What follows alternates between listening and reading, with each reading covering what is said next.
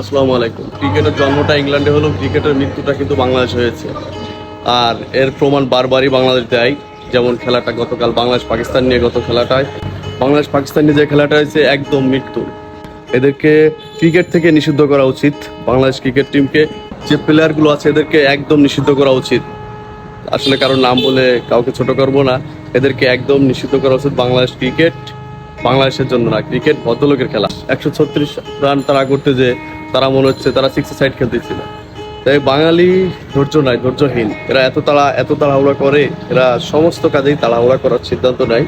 এদেরকে আসলে ভালোবাসি বাংলাদেশ ক্রিকেট টিমকে না, ভালোবাসি লাল সবুজের পতাকাকে, ভালোবাসি দেশকে, দেশকে ভালোবাসি খেলা দেখি। আসলে দেশকে ভালোবাসি খেলা না দেখে থাকতে পারি না। দেশের খেলা যেদিন হয় সেদিন অতিষ্ঠ লাগে যে খেলা দেখতেই হবে। আমাদের তো এত চাওয়া নাই, কাপের চাওয়া নাই, অন্তত ফাইনালটা খেল।